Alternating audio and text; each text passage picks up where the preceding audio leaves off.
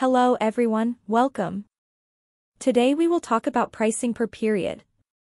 We will show you the main settings and tools that you can use if you choose this pricing type on your stays system.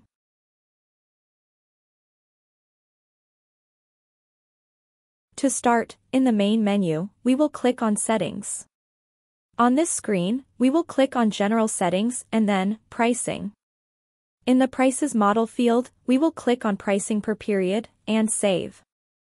That's it, the pricing per period is already activated. Below we have the configuration of how your prices will be calculated. There is the option Default per day and the option Monthly. We recommend that you check the option Default per day. Another field that we must configure is about the duration of the month. The system needs to know how many days are considered a month in your business. This information is important because the length of the month is used as the basis for calculating the monthly rate on your stays.net. Below, we have the field about promotion packages. We suggest that you activate this field as it is an important tool to make the calendar more flexible. We will talk more about that throughout the video. And here we have the field to round up your price. If you work with price rounding, you must select yes, but if you work with separate prices, such as $51.52, you must select no. The next field indicated is the reservation guarantee. If you already work with a website offered by Stays, you can indicate your reservation guarantee charge, that is, the amount that the guest must pay to make a reservation via the website. Here you will have three options. The first is both options. This means that the guest can choose to pay the full amount of the reservation or choose to pay a percentage of the total amount. And, down here you can set the percentage of that guarantee. The second option is to pay only the full amount. So in this way, the guest must pay the total amount of the reservation. And finally, just the guarantee. The guest will have the option to pay a guarantee amount, that is, the percentage you define.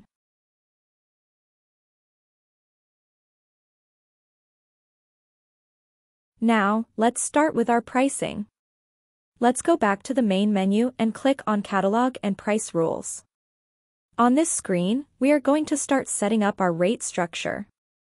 Here on the left side you can see this New Region button. It allows you to create several different rate regions and create specific rules within each region. We already have the default one, but if I want to work with a different region, just click on plus New Region. I will name this region Region 2 and I will save. Here we can see the regions, and now I will work with the default one. The different regions are for administrators who have listings with different rules or seasons. For example, administrators who have listings in different countries, these listings do not have the same high and low season, so it would be necessary to work with two regions. It can also be used for administrators who work with different landlords who have different rules for listings. To start creating the rule, we must click on the green plus period button here on the right side. Then, click on the first option, Add Season/Event, and start the configuration. In Active, let's select Yes. Then we must define whether it is a season or an event. Let's start by creating the season. And, just below, we have the Recurring Event Season field. If you select Yes, the system will replicate this rule by month or year, according to the number of repetitions you define. For this rule we are creating, I will keep it recurring for a year and set it to repeat for 1 year. Afterwards, we will see this result on the calendar. Here below you will put the name of the season. I will create a low season. In the next setting, we are going to set the period. I will create the low season from May until June. And finally, let's define the rate plan, which are the minimum nights. You can work with as many minimum nights as you like. Some administrators give discounts according to the minimum nights, and you can configure this here. For example, 10% for those who book a minimum of 5 nights and 15% for those who book a minimum of 7. Now, let's save. Scrolling up, you can see that this season is already on our timeline. Moving our timeline a little, we can see that, as we define the low season as recurring, it already appears here for the next year. In the recurring season, the system will keep the same dates and the same rules. Now, let's create another season. Clicking on plus period and add season event. When we create seasons, we must pay attention to continuity. For example, this season that I will create for July needs to start exactly on the day the previous one ended. If my season ended on June 30th, this one will start on June 30th. I will set another night minimum and save. Now we can see that the new season is on the timeline, and that there is no gap between the two seasons. Please note that if you do not continue with the creation of seasons, the system indicates a time gap. It is important to keep updated, without time gaps. Now, let's create an event. Pay attention to the set level field. Before we were creating a season, now it is an event. So we must remember to select event here.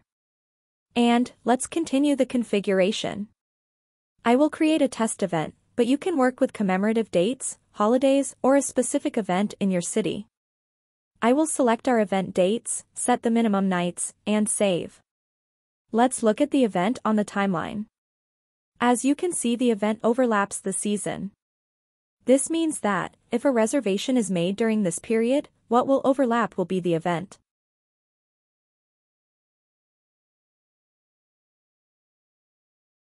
Now let's talk about dynamic pricing rules. To do that, let's click on plus period and add dynamic price rule. This tool is for anyone who wants to program specific rules depending on a situation. First, let's activate. Now, you can see that there are already two options configured, but you can work with whichever rule you want. The first is for reservations made far in advance. So if you want to schedule an increase or discount in your daily rates for a certain rule on your calendar, you can do it here. I will create a rule for reservations made far ahead. Down here, in the next configuration, days from today, you will indicate when this pricing will be valid in your structure. For example, if I want this rule to go into effect 6 months from now on my calendar, I will fill out 180 here. And here, in the second field, I will inform how long this pricing will last. I will fill out 180 here.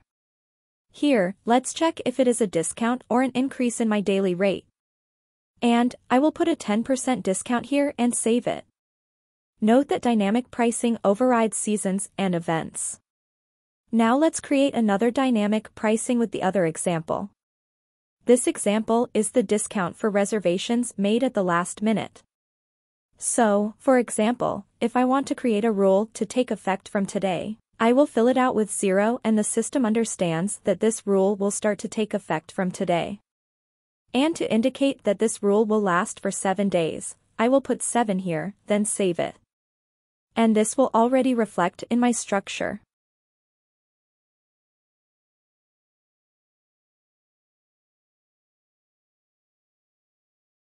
Now that we have set up our rules, let's go to pricing.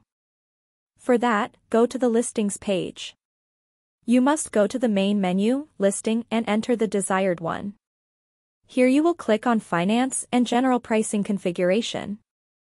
In the first field, you will inform if the listing will have individual prices or if it will import the prices of another listing. Below we have the region configuration. Here you define which region this listing belongs to. The regions that appear here as an option are the regions we created earlier in the Pricing Rules menu. Just select one. Also choose your default listing currency. The ideal is to always work with the same currency that you already use in the sales channels. If you work with the security deposit, you can set the amount in this field here.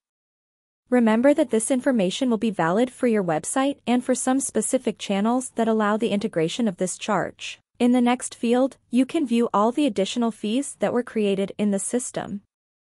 Following the same logic, you can indicate that the default amount defined for the rate in question will be applied to this listing or, if you prefer, you can make an individual configuration, that is, assign a specific fee to this listing. Remember that this is a specific configuration for the Airbnb channel. In the next field, we will have the derived prices. This setting is used by administrators who vary rates according to the number of guests. If you want to apply this variation, select Yes, and define whether it is a fixed amount or a percentage. In the first field, define the number of guests who will pay the base daily rate and, in the second field, define the amount charged for each extra guest. This setting is directly linked to your listing's total capacity. In this example, we understand that the base daily rate will be charged for up to 5 guests. After that number, an amount of 50 reais will be charged for each additional person until the total capacity of the listing is completed. You will also be able to indicate the charge per additional children, and remember that this is only for Booking.com settings and that the additional children will be counted, in addition to your total capacity. Finally, we have the reservation guarantee, which we have already adjusted in the general settings. And following the same logic, you can keep the configured default or you can indicate an individual rule for that specific listing. Once this is done, you will have defined your general price setting that must be made for each listing. These settings will complement your pricing, leaving your listings ready to connect with sales channels. Now, let's go to the pricing setup menu. It is in this menu that you will enter prices for seasons and events. Note that the global structures that we create already appear here in the listing. Notice that up here we have the Quick Edit button. By clicking on it, you will see each rule that was created with the fields to put the daily rates. Let's start pricing. I'm going to put a value in the low season, and notice that as we have already defined the discounts, the system automatically puts the daily rates. And, let's save the first rule. Remember that the low season, when it was created, we put it as recurring. So, when you are going to price a recurring season, the system will ask you if you are going to apply this price only for that season or if you are going to apply it for this, and for the recurring seasons. In addition, there is the possibility of applying for this season and already correcting the value for future seasons. Now I will finish pricing the other season and the event.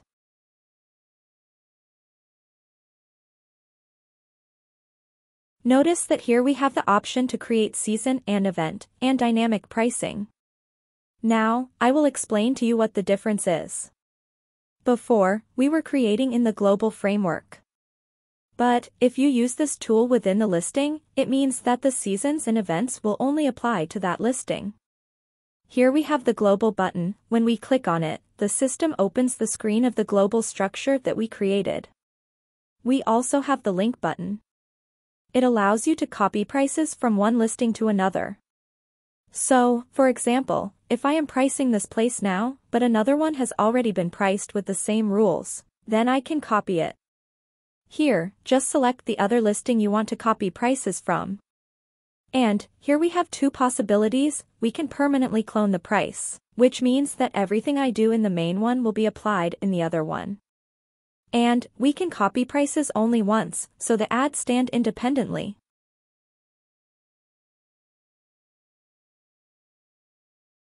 Now, let's see the result on our general calendar. Let's click on the menu and calendar list screen. Here on the calendar, we will expand the dates through the end of the year and update. Next to the listings, there is a plus button. Let's click on it and expand the rows. And, down here, you can view the dailies by day, according to all the rules that were created. Another setting that can also be made from your calendar is restrictions. They are not the same as blocks, which close all day. Restrictions. You can allow or not allow arrivals and departures on specific days. To do this, in the indicated line, just click on the start date. On the next screen, select the period in which the action will be applied and indicate the restriction on arrival, departure, or both. Upon application, tags appear on your calendar, indicating the restriction for those specific days. Another practical example, also used by some administrators, is not allowing check-in on Sundays. In this case, just select the day in the restriction line and select the total period in which the action will be applied on the next screen. Remember that, when selecting more than 14 nights, the system will give options for the days of the week. Here, we will select only the Sunday and restrict. In this way, all Sundays of the configured period will have a check-in restriction. Another tool that can also be used is conditions. In this line you can apply promotions, that is, discounts. And also extras, that is, increase the daily rates on specific days or longer periods. To do this, we will follow the same logic, select a period and indicate whether you want to apply a promotion or an increase. In that case, we will apply a 10% promotion. The discount will appear on the calendar. This means that, on these specific days, a discount will be applied on top of the configured rates. Another practical example is the case of administrators who tend to increase their rates on weekends.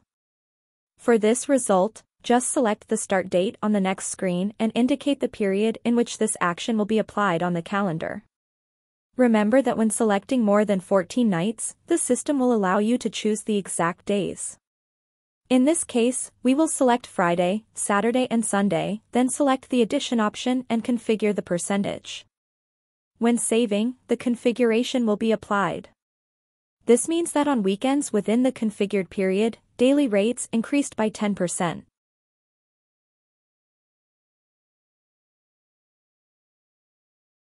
In addition to the possibilities presented above, you will also be able to perform more actions via the calendar list screen. In the first line of the calendar, just select the desired period and the system will show you these options. Here it will be possible to create a manual reservation by clicking on the next button or make a quote for the selected period. On this screen, the system will display all the amounts configured in the pricing, from daily rates to additional fees and the final amount. If you want, you can click on the shortcut below and create a manual reservation.